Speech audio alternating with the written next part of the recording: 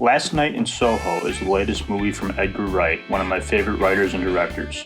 It stars Thomasin McKenzie as Eloise, a fashion student who, after traveling to London, is able to transport herself to the 60s every time she goes to sleep.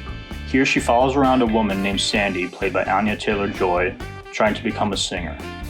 These trips to the past get increasingly threatening. Sandy has a strong psychic connection to the people around her, and as they come under threat, her life starts to become more and more dangerous, and the lines between the two time periods become increasingly blurred.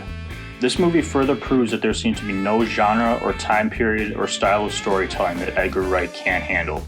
Here, he bounces back and forth between the 60s and the present day, between drama, thriller, and horror, between sentimentality and the fear of the unknown, with all the confidence in knowing exactly where he's going with all of it. This could have easily been a mess with less assured direction, but he gives the film a really consistent momentum and great pacing, and every shift in tone and genre feels motivated by the story he wants to tell. The cinematography, art direction, and soundtrack are all really well done, transporting you to London in two different time periods and making you feel like you've entered another world entirely.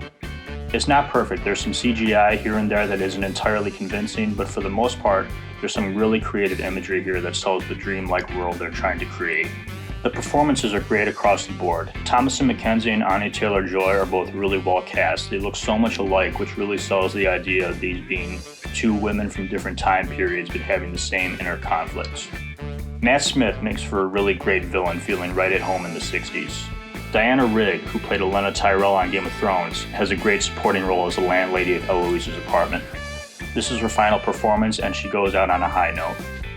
The film keeps the story moving at a good clip, addressing sexism and stardom in the 60s without becoming weighed down by it. It does a good job of balancing nostalgia for London in the 60s without shying away from its darkness.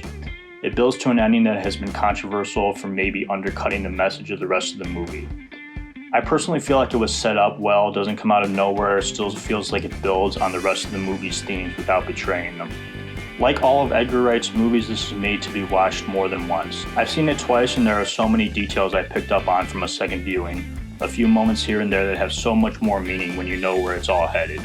And it's such a well-made, fun, original movie that you'll find yourself wanting to watch it again even without those details. It's another great entry in Edgar Wright's filmography and one of the best movies of 2021. Thank you all for watching.